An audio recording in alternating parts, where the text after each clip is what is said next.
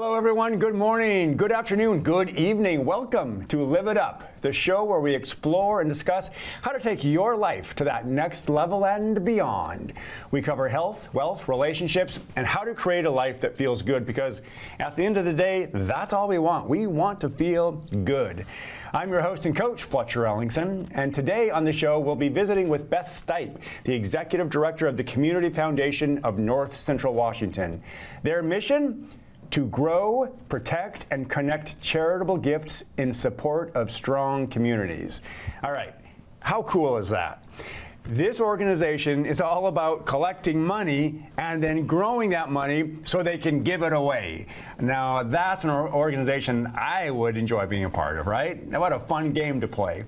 And I've got all sorts of questions about how they play this game, so we're going to get to that. But before we get to it, I do want to remind you that if you have questions you would like to answer on or off the air, you can email those directly to me at fletcher@fletcherellingson.com. And if we use your question on the show, I'll send you a copy of my Amazon best-selling book called The Practice of Feeling Good. If you've been following the show for a while and are interested in personal development and how to take on your life more powerfully, then grab a copy of my book. You can also visit me at my website, fletcherellingson.com. Now, before we get to the interview, I do want to take just a moment to acknowledge that there's a lot of uncertainty in our world. There are wars and protests and accusations and trials, inflation, division, lots of uncertainty. That level of uncertainty can set people on edge. It can bring out behaviors that typically don't serve those around us very well. So I want to take a moment to remind all of us that we can be part of the solution. And the fastest, the easiest way to do that is to simply be kind. And the way I define kindness is friendliness, generosity, consideration, and the willingness to offer assistance without the need for praise or acknowledgement.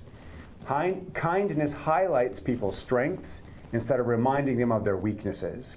It unites people instead of dividing people. It heals and fosters well-being instead of injuring, and it feels good to give it, to receive it, to be around it. Kindness is powerful.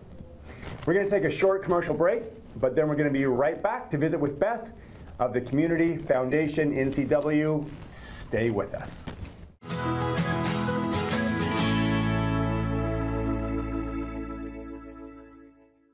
Hey everybody, welcome back to Live It Up. I'm so glad you're here. I'm so glad you're in this conversation. Today on the show, we're visiting with Beth Stipe from the Community Foundation of North Central Washington. All right, thanks for being here. Thanks for having me. Yeah. Hey, we're gonna start the show off with a win, because I always like to do that. So what's something that's going well in your life, personally or professionally? Well, I'll do one of each, if that's all right. So I made my first batch of tomato jam last night with tomatoes from my garden. So after the cold spring and then the hot, I'm glad to have anything out of the garden. Yeah. So that's a good thing. And then at the Community Foundation, we just finished our fiscal year. And so we are getting lots of dollars out the door right now for our scholarship recipients. And so that's feeling really good as students are going back to school, and they've got all of this wonderful scholarship money to help them succeed and do great things with their lives. Wow, so that's pretty awesome. Yeah, that is. Did you say tomato jam? Yes. Is that like a jam, like peanut butter and It is. jam? It's a jam, and you can put it on like cream cheese and crackers, or personally I like to use it for hamburgers all throughout the winter when there aren't any good tomatoes. So. Got it. So it's a savory more than sweet. It is a savory. You can make it sweet, but I prefer the savory style. Nice. Yeah. I haven't heard of that. All right, cool. Good old Mark Bittman. Who's it? Mark Bittman. He's a food guy. Oh, okay. It's his recipes. Right on, right on. I can't claim to have made it up. That's all right. All right, well, hey, we're talking about your organization, or the organization that you help direct, and I got lots of questions. I got lots of answers. All right, good. So first off, I want to ask, why is this work important to you? Oh my gosh. I think that community foundations, there are over 800 community foundations in the United States. Wow. And they're all established as place-based institutions, nonprofit organizations, that essentially provide a space for charitable resources to be gathered and stewarded, and then to provide back grants and scholarships and capital into communities that need it to improve quality of life and make sure that there are resources available to meet the ongoing needs as communities evolve. You know, 4 years ago, who would have thought we would have had a pandemic? And having charitable resources available that are unrestricted, that we could plug holes and fill gaps in the community to help our community get through that time and then recover, is really an amazing gift that people who care about this place have given for decades and for generations to come. All right, well, yeah, thanks for that. So help me see if my thinking's correct or accurate on how your organization works, okay? Because in the intro I said, from the outside it looks like you're an organization that raises money, and you raise enough money that it can begin to grow. And then like interest, investments, and then that continues to allow you to release funds for projects that meet the criteria. Is that accurate? Absolutely. Okay. Absolutely. And it covers all sorts of topics and areas of interest. So community foundations are what I like to call holistic organizations. So when we look at our mission to grow, protect, and connect charitable gifts in support of strong communities. Well, a strong community in Wenatchee might look very different than a community in Tonasket. And so each individual community has its strengths and weaknesses. And so having those dollars available to help bolster the arts, education, health and human services, environmental causes, animals, the lived environment, it's really all of those things make up strong communities.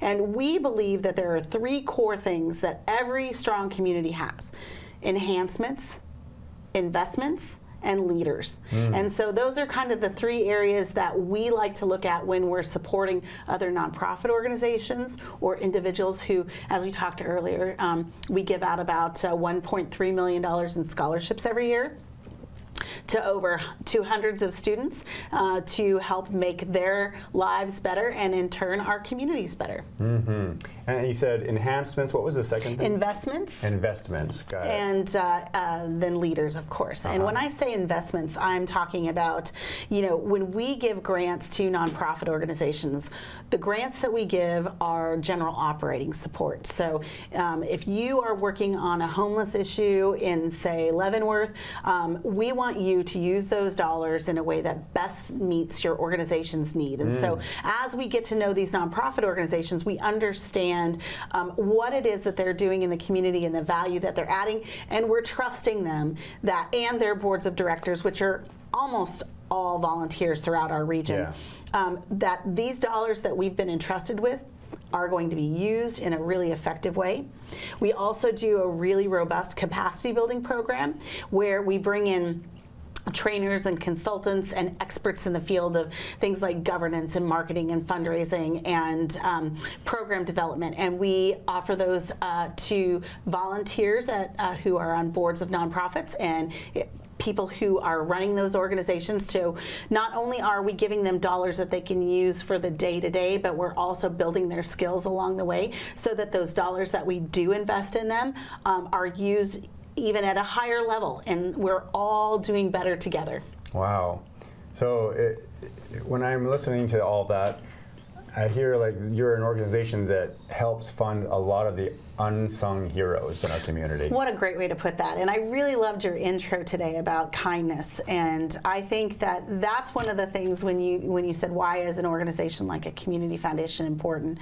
I think it really gives a space for that kindness to build. And one of the things that we talk a lot about at the Community Foundation is this idea of the social fabrics of our community and how that they tend to be stressed, and they're oftentimes we see, especially with the world of social media, that people don't get out and build community. And so that's one of the things that we really feel like we want to invest in are these organizations where people get involved because they see a need and they have a passion for something and they're willing to put their time and their talent and in many cases their treasure towards making something better, not only for everyone, but they also get something in the sense that they feel really good about it. Oh gosh, yeah. Yeah. Right on, yeah.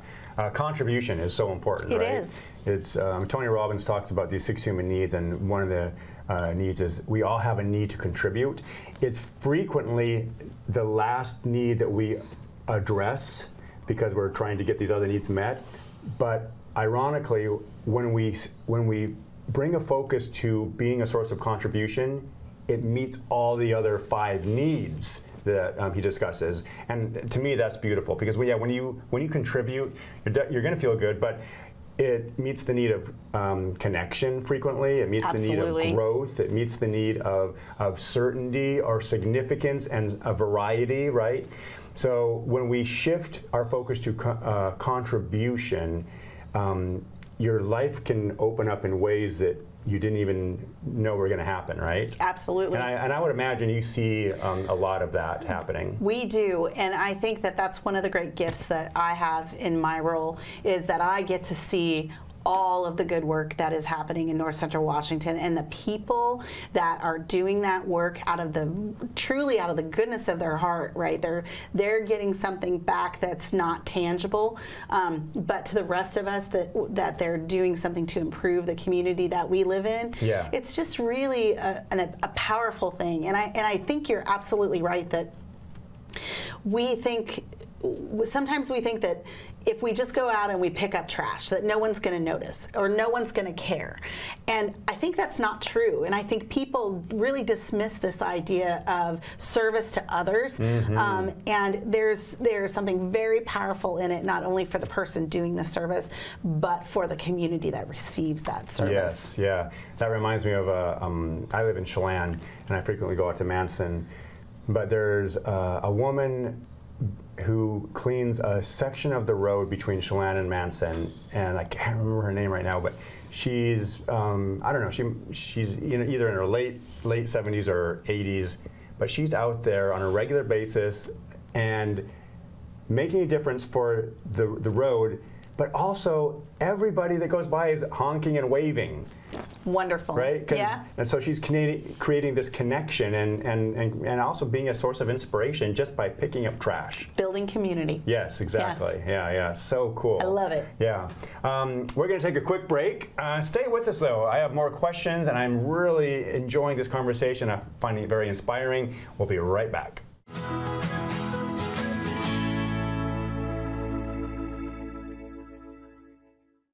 Hey everybody, welcome back. We are talking with Beth Stipe from the Wenatchee Foundation, and I'm learning a lot. And Beth, I have another question for you. During the commercial break, I said, this is exciting to me because I didn't know about community foundations. And you said, well, they've been around for a long time. Can you give me that bit of history? Yeah, so community foundations have been around since the early 1900s. And how they were started was that back in the early 1900s, you had a lot of the Industrial Revolution families, the Rockefellers, the Vanderbilts, the Carnegies. So like I grew up in a small town in Indiana, and my community library was a Carnegie library. And that was one of the things that great wealth generation, those families used their wealth to better society. And there was a lawyer in Cleveland, Ohio who said, you know, this shouldn't just be for the uber wealthy. We should have a mechanism in a democracy where everyone gets a chance to make their community a better place and to leave a legacy. And so he created this concept of community foundations where anyone can establish a legacy fund that would provide for the ongoing future needs of their community. in perpetuity. Yeah. And so in 1904, the idea of the Community Foundation was born in Cleveland, Ohio. And today the Cleveland Foundation still exists over 100 years later. They are a multi-hundred million dollar foundation. And they do amazing things in the city of Cleveland. And we've been around since 1986, so we're young kids on the block. But in those almost 4 decades, we have had people in North Central Washington who have given funds in excess of $100 million to benefit this region through scholarships and grants and or supporting organizations that they supported throughout their lifetime that they wanted to make sure had a source of funding after they were gone because they so believed in the mission of that organization. And we're here to steward those wishes. And the cool thing you mentioned earlier, you know, that money comes in and it's all local people. It's all people from this place. It's not Bill Gates. It's not corporate America. It's not the government. These are real people, our neighbors, that have left this money for these purposes. And so we invest it, and then we do grants out on an annual basis. And this whole concept of stewarding these resources in perpetuity actually really does work. You know, back when we were young and our parents talked to us about compounding interest, it's really a thing. So we have a fund, the Waterville Community Fund, that was set up by 5 wheat farmers who challenged each other to each give $5,000 to set up this fund to benefit Waterville in the early 90s. And so over the course of time, we had, I don't know, a few more gifts, a few estate gifts. So about $40,000 to $50,000 actually went into the principal of this fund. Fast forward 30 years later, over $100,000 has been granted back to the community of Waterville, and the fund is worth almost $200,000. So when you think of that $40,000 that initially went in and started this legacy fund, is now producing beyond what that original gift gave. That is absolutely fascinating and inspiring. Because I think it's easy for us to be like, well, gosh, I mean, that's not going to make a difference. We need $1 million or $5 million. $40,000 is still giving. Still giving. Yeah. And you know, the other thing I would say is that I think that also, you know, we talked a little bit about this contribution, right? People think that picking up garbage isn't enough, that I need to do more, or, you know, I need $1 million. No, you don't. You start with what you have, and your gift is your gift. And if everybody did just a little bit, our communities would be really powerful places. Gosh, what a fun job you have. It's amazing. Yeah, no, I'm serious. Like, this is really inspiring. I find it hopeful. You know, we always start off this show with wins because I believe there's a practice of feeling good, and part of the practice of feeling good is noticing what's working, right? Noticing the wins and bringing a spotlight to those, because it creates a chemical reaction in our body called an emotion, right? And if we are only focusing on what doesn't work, well, you're going to feel like not very good, right? So I love that there's a whole organization built around this. I mean, it's really built around helping others, which feels wonderful. So how do you, tell me a little bit about the funding? Like, how do you raise the funds? Well, like I said, individuals, families, businesses from this region, they contact us, or we contact them. Got it. And we share stories about what's important to them and the type of legacy they want to leave, or what kind of cause or specific organization they want to support. And then we establish a vehicle that enables them to fulfill their wishes. Nice. So there's some level of marketing outreach. Yeah. We want people to know that we're a place that, 1, they can trust, and 2, that we can help them meet their goals of making North Central Washington a better place. Got it. And we have so many people who live here, have raised their families, love this place for all it gives to them, and they want to give back, and they want to make sure that their children and their grandchildren have an equally aspiring place to be. Got it. And how many counties, or which counties do you serve? We serve Chelan, Douglas, and Okanagan counties, so about 10,000 square miles. Got it. Wow. And then you mentioned that you just gave a bunch of money away to kids going off to college, right? Well, yeah, I have to always correct myself. They're not all kids. Okay. So we have lots of scholarships that are there for individuals who maybe got out of school and went into the workforce and now have a different idea of what it is that they want to do. You know, I can relate to that. I know, right? Like, how many of us at 18 really know what it is that we want to do? And so we have opportunities for folks who are maybe heading back to school. Or bettering the role that they're in right now. We also have a lot of scholarships that are there for those students who are graduating from high school.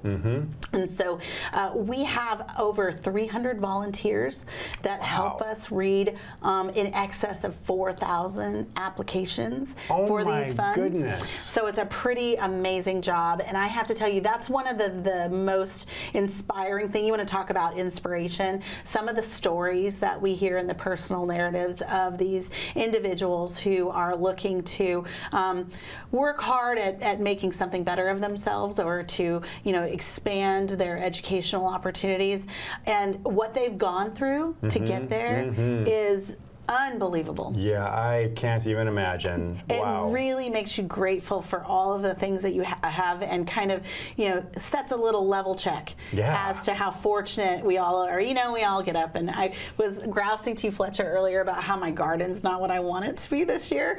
You know, that's small potatoes, if you will, you know, with a lot of things that people are going through in our communities. And it's really wonderful that we have other people who want to step in and help.